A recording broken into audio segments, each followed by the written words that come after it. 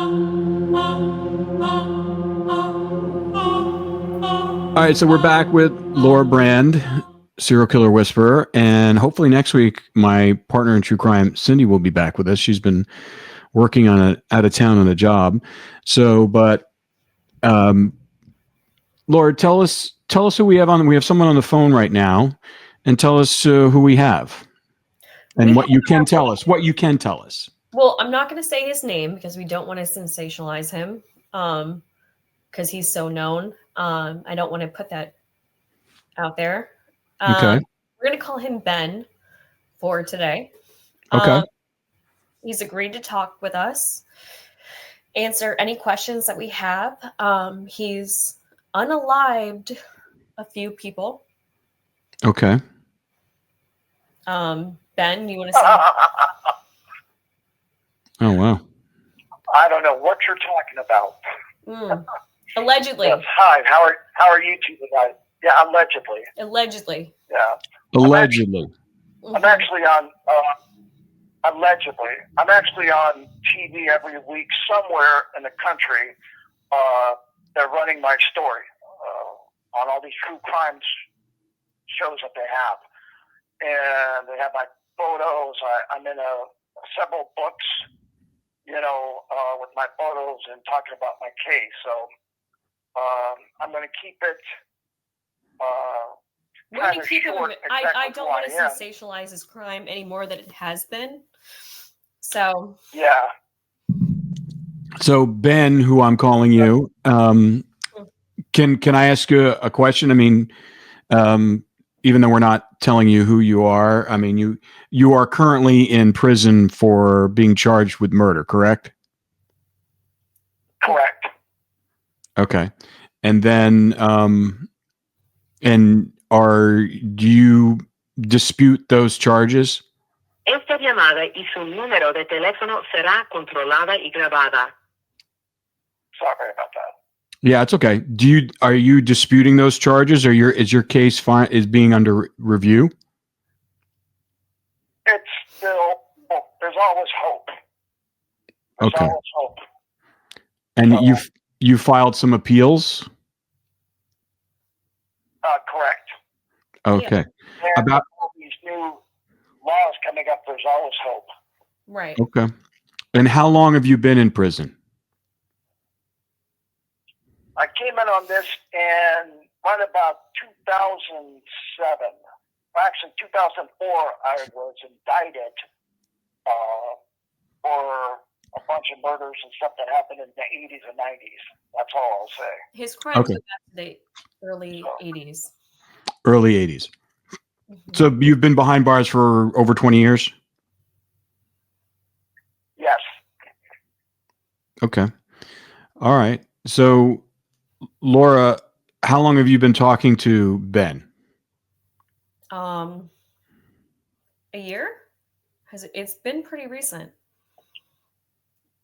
Pretty recent. Yes. We originally made contact about a year and a half ago, but I've been moving around to different prisons, and so finally we connected. Mm-hmm. It's been crazy, with the dismantling of death row.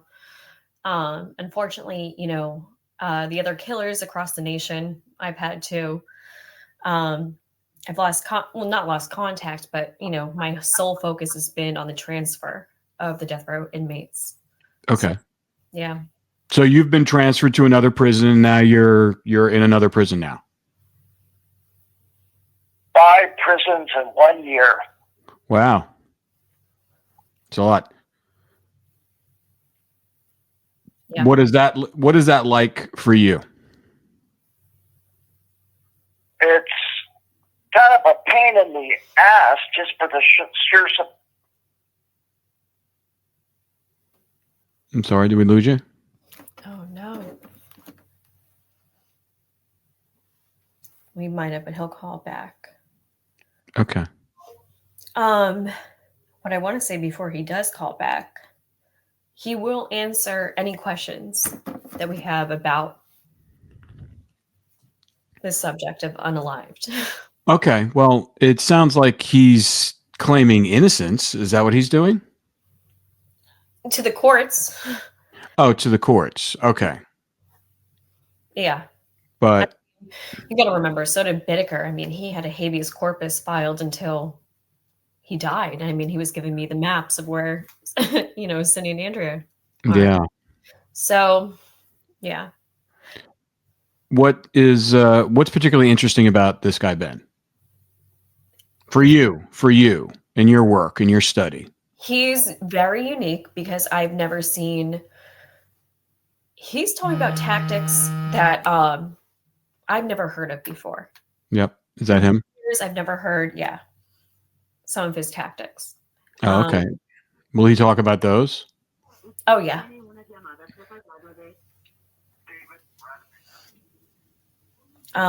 Yeah.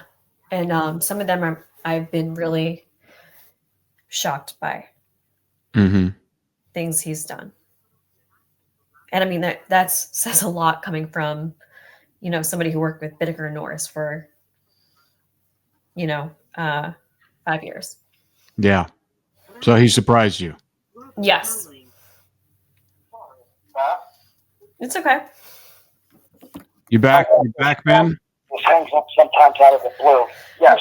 Well, right when you hung up, Rob had asked me, what was unique about you. I've worked with, offenders for 10 years. And I said, you've told me about things I've never even thought of or no one else has told me before. And I would say it makes sense. Right. I would say probably the first one you said to me was about the liverwurst. Oh yeah. It's like blood in the water for a shark. But that's how you get rid of a body. That was like the first stage I was going through. When you want to get rid of a body really quick, you always carry a thing of liverwurst. And the reason why is when you see what happens. Not saying I ever did this. Let me just be specific on that. But say you are taking a body out and you don't really care, but you want to get rid of it really quick, and you don't want any evidence behind. What you simply do is you smear liverwurst all over the body, and the reason for that is the animals are going to pick it up and they're going to tear that thing apart within a day or two. There's nothing left. Even the bones will be scattered. Yeah. The good thing with the forest department is that the forest department will tell you when, like, you call them up and you ask them, I'm going to go hiking with my family. Are there any areas I should avoid with predator animals? And they will tell you. It's like, geez, it's like a kid in a candy store. They're telling you where to go and where to avoid. And if they're telling you to avoid with the families, there's going to be even less people there. What's crazy is that's how you do that. Ben, we've actually had Gloria on the podcast before. He's spoken with Gloria. I've put him on with Gloria because she's still looking for her cousin. Oh yeah, what's Gloria? Remind everybody Gloria's last name again. God, I can't pronounce it. Okay. It was worse. But yeah. So anyway, I put Ben on with Gloria and the car seat. I knew that instantly. The car seat. Remember, Gloria was trying to help solve a crime when it came to a bunch of girls that they were missing, and they found the cars abandoned. And I said, the first thing you want to check is a car seat, because then you can tell if it was a guy or a girl or a couple. Because if the seat's moved up, then it's most likely going to be a female taking the car and, like a female partner. If it's a guy, he's going to be pulling the seat back because he won't be able to fit inside the car. No. Gloria was the one with her cousin went missing at the theater. Yes, I know. But remember, I talked to her too. Wasn't that? Yeah, I had you on the phone with her a few times. And all that. Yeah. Yeah, I did. I think didn't they find a car? They found a car, didn't they? Maybe. Is that what you're talking about? Maybe. Yeah. Okay. Yeah. Yeah. I was trying to give her a clue on how to catch some of these idiots, just because it was so easy, because I'm just going from my life experience, what I would do in that situation. Right. Yeah. Let's back up here a little bit, because I just want to get a little more context. So you've been speaking to Ben for about a year. And did he also take your questionnaire? He did. He Okay. did. Esta Okay. llamada, su número de teléfono será controlada y grabada. Ben is part of the study officially. Okay. Ben, what did you think when Laura approached you about taking the questionnaire and being part of the study? I wasn't quite sure, but I agreed to look at it, and it was interesting. It was like no big deal to me. It was kind of thorough because when you're reading those questionnaires, it's not what you think when it comes to the questions. It's a combination of like this question here and this combination here. It will give you this particular answer about that person. It's very insightful. Yeah, it's designed that way to fool you guys. Yeah, not me. I already knew. Well, you haven't seen the results of your questions yet. I mean, answers yet. Yeah. I can just imagine. I'm diagnosed with social. What's it now? They keep on changing it, but it's antisocial personality. Behavior. Yeah, I don't know why I like people. Well, it doesn't mean you don't like people. I just don't have empathy. What they say, don't have empathy. Mm-hmm. At what point in your life did you realize that something like this was going to happen to you? I would say probably when I was in my 20s, I started fantasizing about my girlfriend having an accident. And that's how this whole thing started. What kind of accident? A weightlifting accident with a dumbbell over her head. Bludgeoning? Something like that. Yeah. Did you ever see anything from your childhood that represented that or something like that? I really don't like talking about my childhood that much, but it was more like an abusive family type of thing. Mm-hmm. And all I just remember was, one day I'm going to have something for your ass. So kind of took it out of context, you could say. Okay. So based upon your childhood upbringing, it created enough of anger to where when you were old enough to kind of do something about it, you felt like you needed to do something. I went to town, and I would still be going to town. Yeah. Do you have any regrets about the things you've done? Nope. Except for one. Certain people I should have had a deep personal conversation with, one-on-one in a remote location with. That's what I regret the most. Does it all stem from like rage? Inner rage? Oh, among things. What are among things? Yeah, I just wish I had more time to go back and take care of a few loose ends. Because I was hoping getting out. Yeah. But if you were out right now, would you be continuing doing the same behavior? Well, let me put it to you this way. There's a saying, I'm going to have an old friend for dinner. Oh, yeah. I'm going to have an old friend for dinner, all right. But we all have definitions of a dinner party. Yeah. Well, there's a perception, with a serial killer, they're going to just keep killing. Like they're a werewolf. What would you say? What do you say about that, perception of that? Is there somebody who you wouldn't kill? Are there people in your life that you look at as safe or ones that you would kill? Like, where's the distinction between the two? Well, it's very simple. It depends on your mood. see, I was very selective, if that makes any sense. I like certain types of girls and the way certain girls look. And so I was back in the 80s, 90s, I was running a lot of prostitution rings, let's just say. And so I had access to all this stuff growing up in, let's say, Southern California. And when you're doing that, I started learning how to do different things, like picking up girls at 6, 7 o'clock in the morning at women's shelters. Easiest thing in the world. And the reason why I would hang out in front of a women's shelter with a pack of cigarettes. Do you know why? They wanted to smoke. They wanted to smoke, and I don't even smoke, but they're going to come up to you and say, hey, can I have a cigarette? And it's like, yeah, sure. Start talking to them. Just because someone's spending the night in the women's shelter doesn't mean anything bad about them. That means to tell me that they got to fight with their boyfriend or they're beat up or whatever. And a lot of times I would just take them back, clean them up, keep them around for a while, and get rid of them.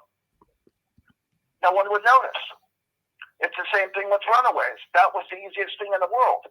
When you can see a bunch of these runaway people and you're giving them X amount of things to help them out, you develop a rapport and everyone starts to like you. Well, no one's going to notice if they start disappearing. Yeah. What is inside of you that makes you want to harm them? The people who are down on their luck. Why not just actually help them? Why not make a friend? Why not actually just give them a cigarette out of the kindness of your heart? Why would you think in a predator's stance where you want to hurt them? Well, you help yourself out, you help them out, and then your intentions in the back are all the same. So when you help somebody out, let me put it to you this way. For instance, there are times where you knew the person did drugs, so you'd get him heroin.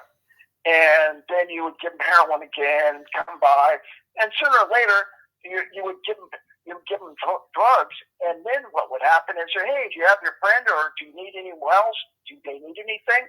And then next thing you know, they would have another friend of theirs coming over, and you would pick them up and say, hey, I don't want anything, don't tell anybody. So they would vouch for you, and you do that a couple of times, and then it's just like, they know you're good, so it's just like no one's going to know because you make sure and they make sure that they're not going to tell anyone because you're their connection. Easier to do. So your modus operandi was to groom them before you disposed of them. Yeah. And also, the other thing is when they started to act up or you suspect them if they're going to say something, you give them a Trojan horse. Do you know what that is? Well, I know what a Trojan horse is. The myth, the Trojan horse story. Serial killer's Trojan is, though. What is that? You go to their apartment or where they're staying or where they're hanging out, and you're friends with these people, but you think you want to head off some loose ends. So you would go to the bathroom and you'd bring some heroin that hasn't been cut or laced with fentanyl or whatever it may be, and you would put the balloon behind the toilet or under the sink, or you'd slip one underneath the doorway. Eventually, and you leave, because eventually these people that live at that house are going to find the heroin or whatever, and they're going to shoot it up, and they're going to the problem's going to take care of itself. That's how you do it. It's called like a delay reaction, because they're going to be so happy that they found heroin in their house, they're not going to realize how potent that is, and it's all bad after that. Right, but Ben, you didn't just, lace the drugs. I mean, you had a slaughterhouse at your house, too. That's besides the point. That's totally different. I branched out. It's just like at the beginning with the thing with the liverwurst and getting rid of something in the animal carcass, let's just say, in the mountains or whatever. But then... Esta llamada y su número de teléfono será controlada y grabada. But then when I started doing, let's say, there's in-house and out-house.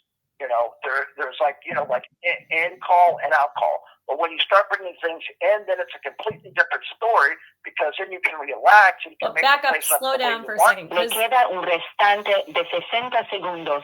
Back up and slow down because most people don't understand what you mean by in-house and out-house, what you're talking about. Okay. I'm going to have to call right back in. Okay.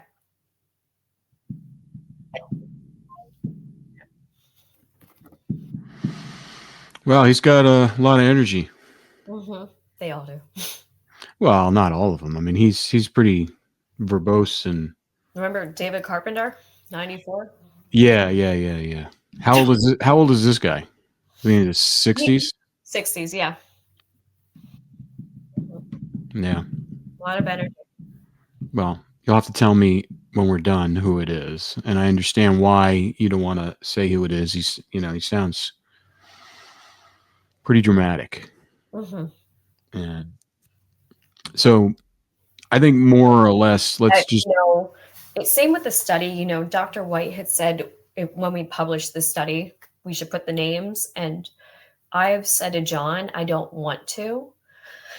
Because I don't want people looking at the answers that these guys are giving and looking at the names associated with it. I feel like it's very true crime-y. I feel like it's very sensationalized.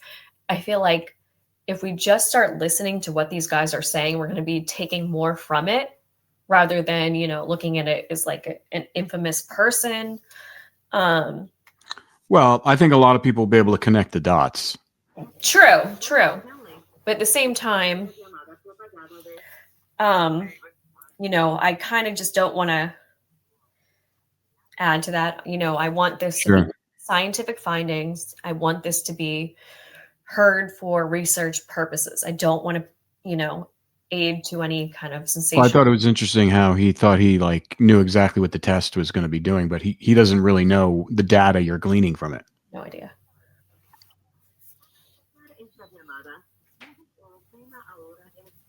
No, he has no idea. Hello?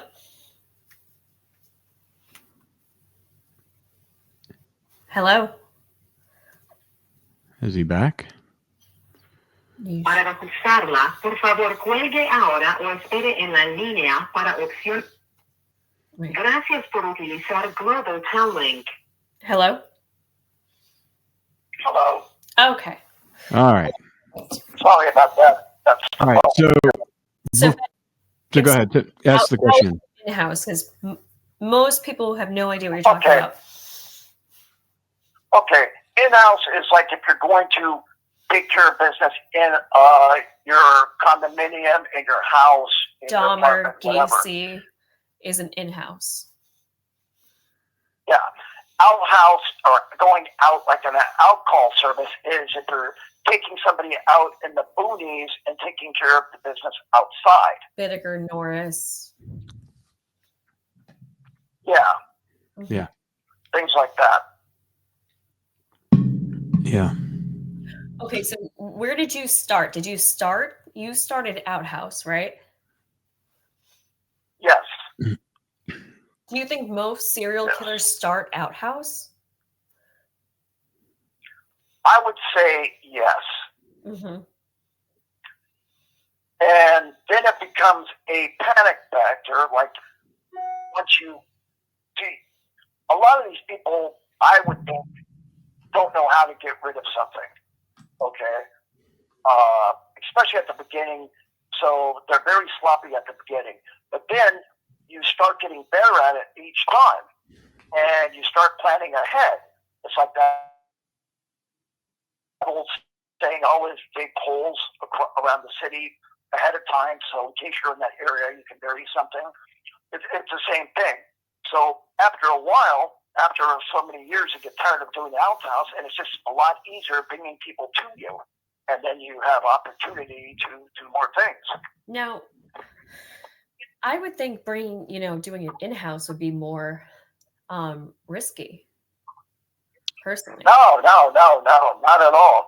It depends on your lifestyle. Me, no one would ever question me just because of my lifestyle. When you're driving very expensive exotic cars or something. Esta llamada y su número de teléfono será controlada y grabada. And you have lots of money and you're, as they say, blinked out. No one's going to question you because you'll have those girls around you. Right, but then the cops are going to come just like they did with Gacy, and there's bodies in the crawl spaces. You go to Dahmer's place, there's a body in the barrel. I mean, that's... Oh, get rid of them. Get rid of them. It's not that hard. It's really, really not that hard. That's what I laugh when I see these people, and that's why I call them idiots. They just don't know their head from their ass. Now Really, you it's say, not that hard. All you have to do is get well, here, rid let of me stop you. I don't want you to give Glenn a diagram here. I just don't think that's right. But so you're talking about how people didn't suspect you because of what? Because of your lifestyle? What was your lifestyle at that point when you were doing in-house? Because you were bougie? I would, I had lots of money and I had no problem splashing it. No problems whatsoever. Do you think that's what kept you off the radar for as long as you were kept off the radar for? Of course, because I always had hot girls around me, or I always had females around me, so everyone expected me having girls around me at all different ages because that was my lifestyle. Yeah. And what was your job at the time? I was in the adult industry. Got it. Mm-hmm. Let me ask you something. Did you ever study any serial killers? No? No. Can't talk. Yeah, no, I didn't. Everything I did was hands-on. Everything I was trial and error. And I'll tell you a story. I ran an escort service. Let me just say this. And I remember at the very, very beginning when I first started off, I would always be looking for new talent, let's just say. And I'm thinking I'm in a motel room with this girl. She has no idea who I am. I'm having anal sex with her, and I can choke this girl out and kill this girl, and no one would ever even know anything. And not saying I never did that, but a light went on, and it's just like, oh yeah. And one thing led to another. So that was the thrill for you. The fact that she had no idea who you were. Nobody had any idea who you really were. That upped the one thrill. knew who we were. No one knew anything. Mm-hmm. And these people, I've looked at, how in the hell can these people still be alive? So let me ask you something, Ben, because, there's 7 phases a serial killer goes through, right? Do you know what they are? No. Okay. So reported to I me. can only tell you the way I am. Well, the first one is the fantasy period.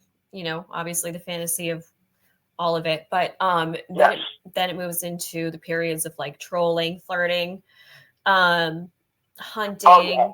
Absolutely. Now, what's reported to me by the vast majority is this is the highest, most heightened stage for them. This is like their favorite stage of the 7 phases. Would you say that's the same case for you? I remember driving for hours just waiting. That's what the vast majority reports to me too. Mm-hmm. It was like a kid in a candy store. But with me, it was easy for me to stop and people to come up to me just because of what I was driving, or let me give you a story, okay?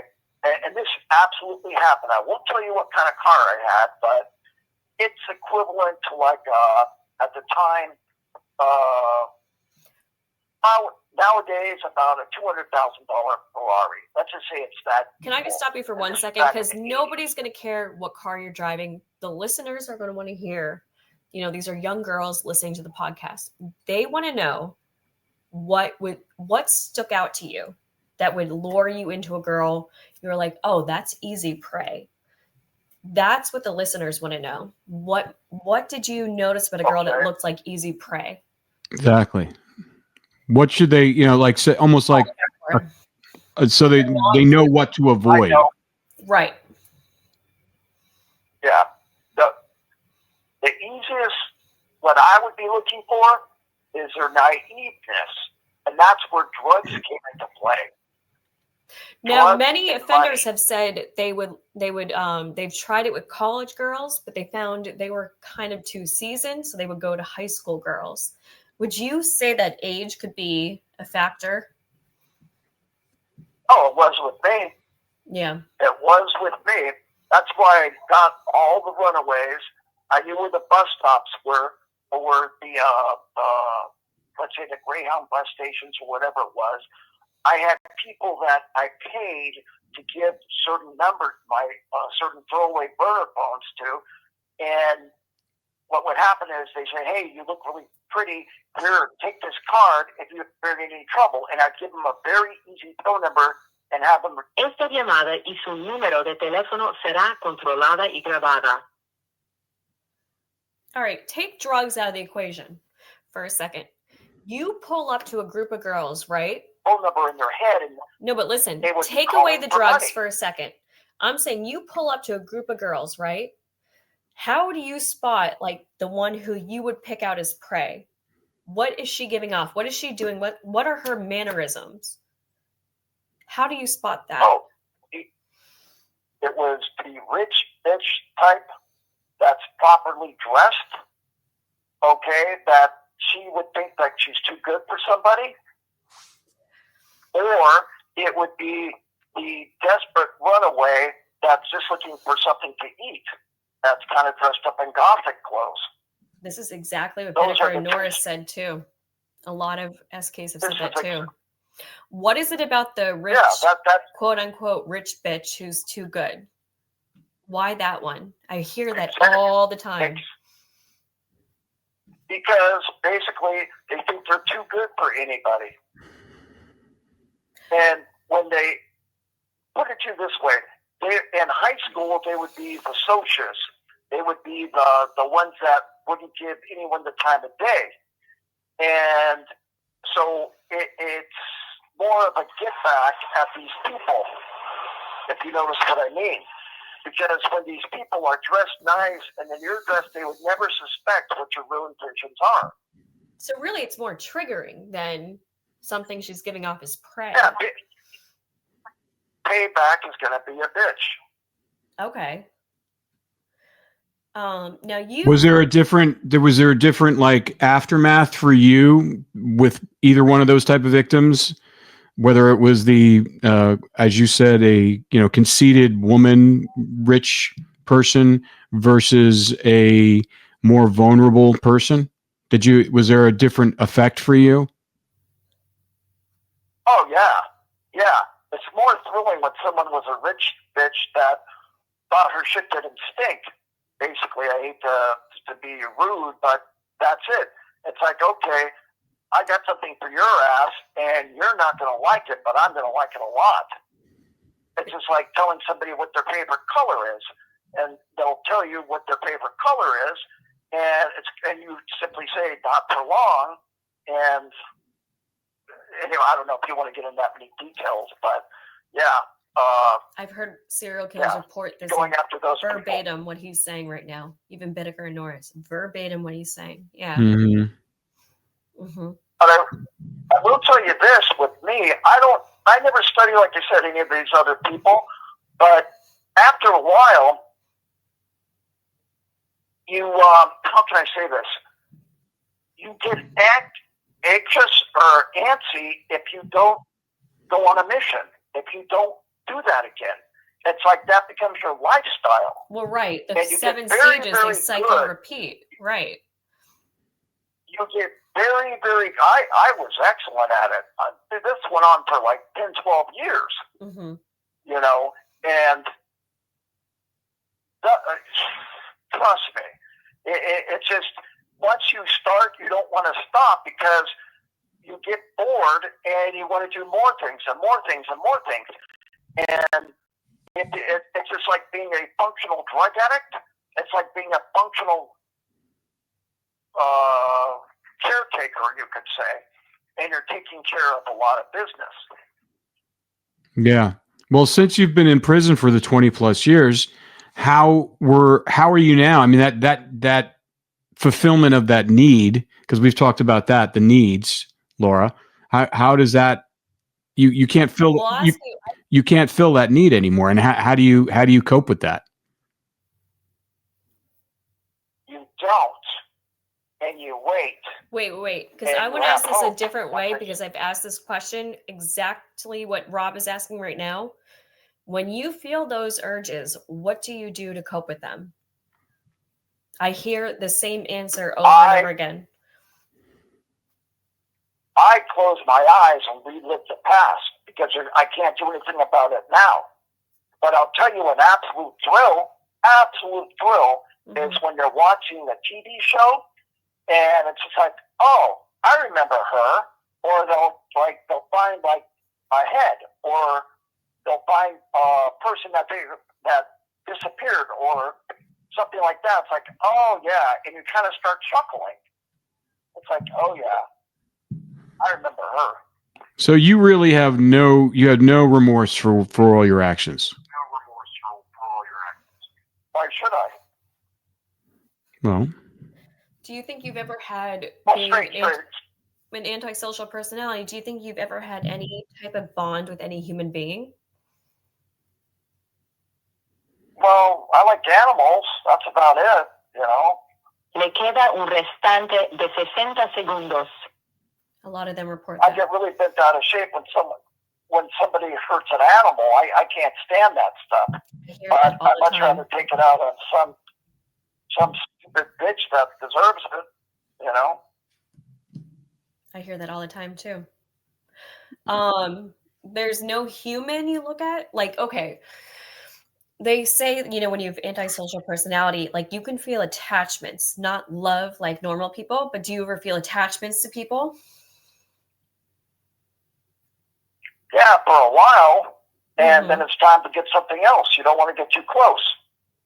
Why? You know, I would keep pets around for a while. Let me just say, a piece of artwork around, or you know, no more than like a week, 10 days, something like that, because then you get tired and then you want to go off. Yeah, we lost him. Maybe I'll call back. This guy's This it's very disturbing listening to how he just has no remorse, but I guess that's his makeup. That's what he is. He's he's a predator. I will say for the viewers, like you've kind of seen Michael Gargiulo put on a mask in a show. You've seen Wolfie, who's had what is it, the electroshock therapy later in life. You've seen Wayne, who's turned himself in. Now you're seeing one with no remorse. Nothing. So you're really, I think now we're just brushing, the head of an iceberg of the dichotomy of what you're seeing. And this is what I deal with every day is why I always say every serial killer is different. Every killer is different. But I'm looking for those correlations. Like when he was saying that fuck up girl, I have heard that so many times. And same with the hunting and the trolling phase being the favorite phase out of the 7 phases. I hear that all the time. About 96% of the study all said that was theirs. Here he is. Gracias por utilizar Global Tel Link. Hey. Hello. Hey. Okay. So you were talking about how you don't like when people mistreat animals, and that you have empathy for animals, but just not humans. Of course. Exactly. Is that something did you have animals when you were younger? I had lots of dogs. Always grew up with dogs, and that's how I knew the thing about the liverwurst. Got it. That's when my parents dog got sick. You would put their medication in liverwurst, and they go crazy. So I just kind of took that and ran with it. Yeah. Now your father worked with chemicals, right? I don't know anything. It's okay. Let's talk about this. Were all your victims female? Yes. What is it about females or women that you don't like? Well, let me rephrase that. The ones that worked like Trojan horse they were all females. Okay. Does that make sense? Yeah. No.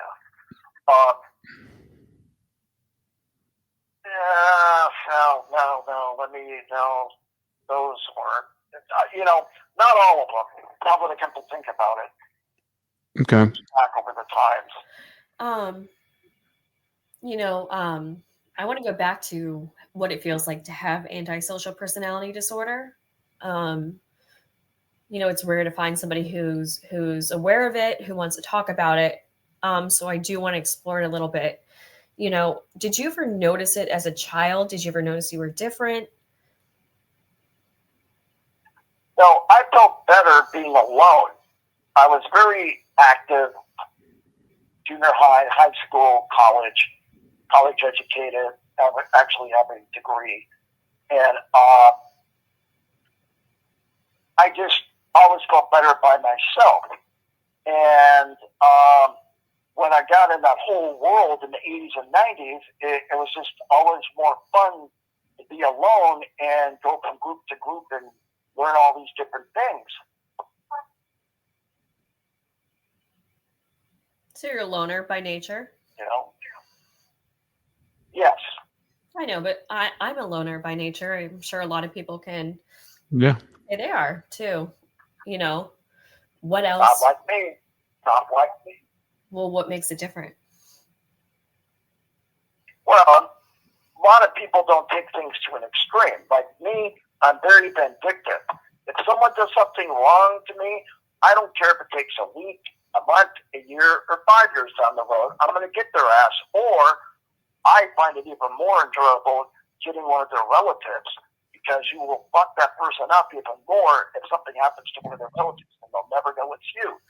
Besides, if they're going to do something that bad and scandalous, they'll never know who it is, because they do that type of stuff all the time.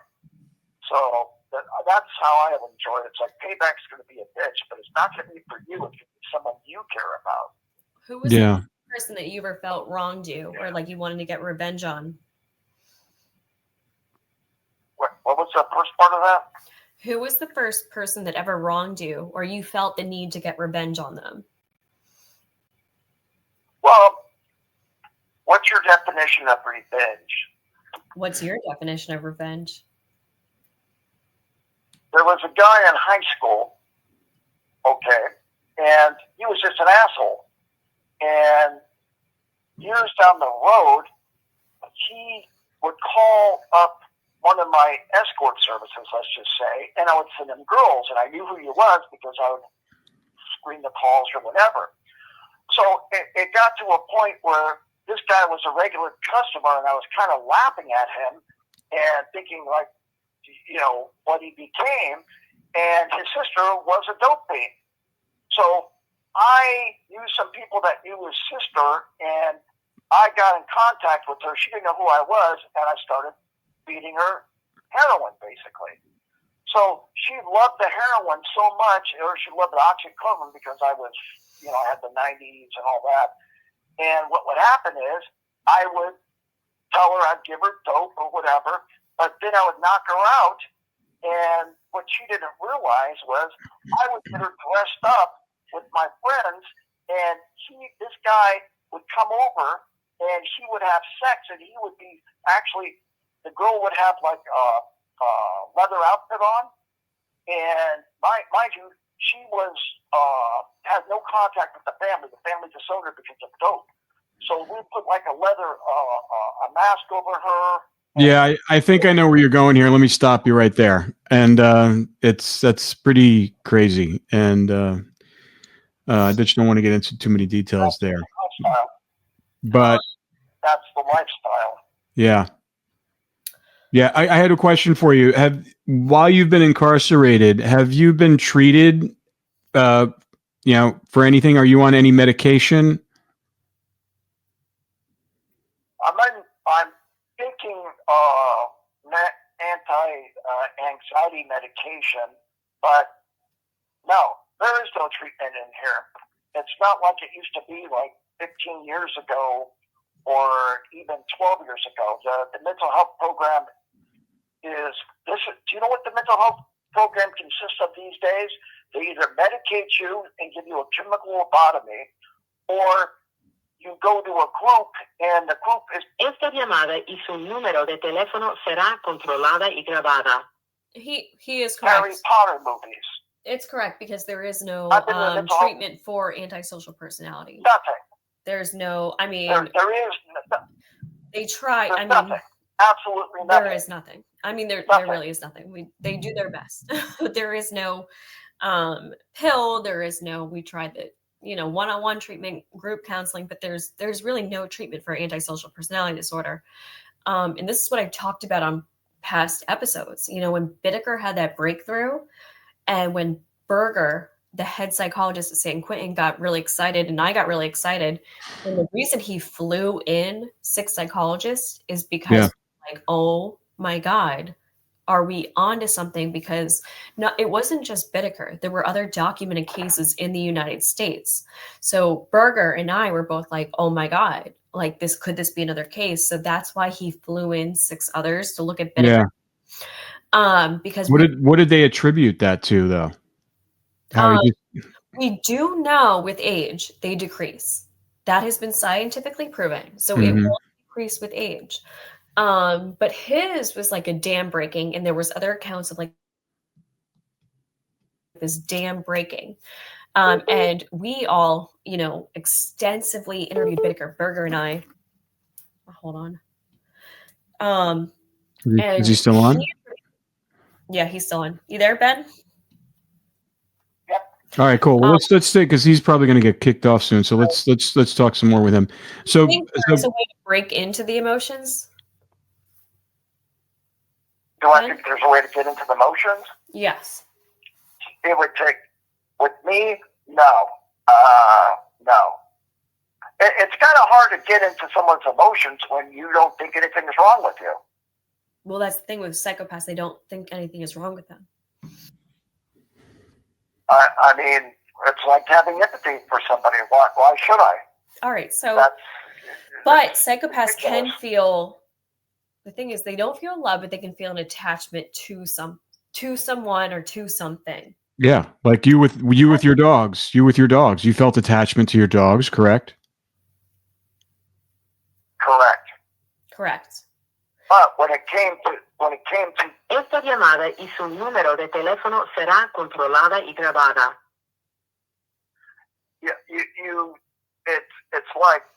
It's like siren here, okay? You grow attached to somebody for a certain amount of time, and that's why I enjoy talking to her, because it takes a rapport and to develop something like that. But in the long run and stuff like that, no. Yeah, when I don't pick up my phone, attached to he says to me, he was like, you need to pick up your phone because I'm attached. Oh. So you're attached to Laura now? I enjoy talking to her with her. But I'm saying, okay, so you can have an attachment to a dog. You can right. You can develop a rapport. You can develop a trust. You can develop that. I'm saying maybe that's where we can start from with somebody who has antisocial personality or a psychopath. Is like, if they have an attachment to somebody, can we build upon that? If you looked at dogs, greater than a human life, but I'm saying you had attachment to a dog, you grew fond of them, right? Yes. Right. But let me just put it to you this way. I know where you're going and stuff like this, but You never want to get too attached to anything, because it's just like when I call myself Ben, your favorite lab rat. Eventually, you're going to have to get rid of the lab rat or dissect it. It's the same thing. It's the same thing that I did. Ben, but you're so new. I don't get rid of my lab rats, and you're not a lab rat. Oh, I'm talking about no. I'm talking about myself when it came to people and what I was doing. Mm-hmm. Okay, I don't want to hear anything about them. It's about me. I don't care. Okay, I'll listen to you, but I'm not listening to you. Okay, it's just like you can cry all you want, you can scream all you want. I don't give a fuck. Okay, are you done? Okay, now it's my turn. So you just keep that in mind, and then after a while, you get bored and you time for a new toy. So you go off and do the whole thing. You're talking about just victims, though. You've had other people in your life. You've had family members. You've had colleagues. You've had friends that you didn't do anything to. How do you regard them? Yeah, well, they're just friends. They're great.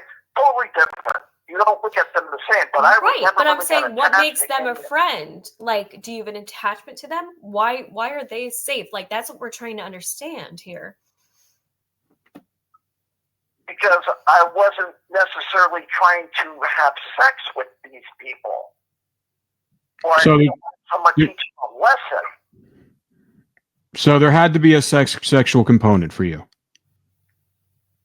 Oh, yeah, without a doubt.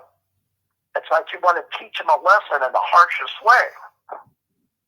You never had one female friend where there was no sexual component for you? It always was a sexual component? It always turns out that way. Okay. Always turns out that way. What about female family members? I really don't have any. Yes, you do. No, I just recently started talking to one I haven't talked to in like 20, 30 years. Right, but was there a sexual component with her? Yes.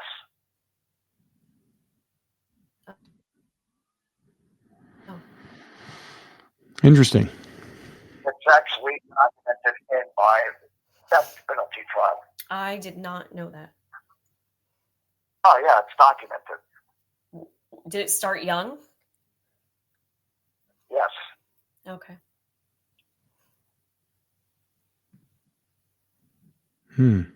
Okay. Interesting. Yeah. Well, Laura, how do you want to wrap this up here? I mean, Ben, you've been very interesting to talk to. I mean, I if you had another chance for us to talk to you again, would that be okay? Yeah, I wouldn't mind anytime. I like talking to Laura, and you seem. Le queda un restante de 60 segundos. I'm gonna end it with. I'm gonna end it with two questions. Sorry to cut you off. I'm gonna end it with two questions right now for you. The first. I think I got 60 seconds left. All right. Okay, so just one question. Yeah. If you could get a message to a large group of people, what would it be? Don't judge a book by its cover. If it seems too good and someone's too helpful, they have other intentions. Okay. I have a second question. If you can call back really quick for the viewers. Are you still there? Yes. Yes. What can people do to protect themselves? Don't go out alone, but that's kind of a ruse in itself, because I met people, many girls with their friends, and them and their friends both disappear. Okay. Oh, that's perfect. I mean, I got. Yeah. That's crazy. I mean, it's a perfect ending to. I mean, that's pretty common sense. But he just said that doesn't help you necessarily. No. But hopefully people do take something away from this interview. I think they will. Yeah. I learned something. I think, even I learned something from this interview. Yeah. No, it's interesting. It's very interesting. And he's a wildfire. He is. If anybody has any questions for Ben, let us know. We'll have him back on and we will Yeah. explore more with him because he is an open book. Yep. All right. I'm going to stop recording now. Okay. Mm-hmm. We'll talk next week. Yes.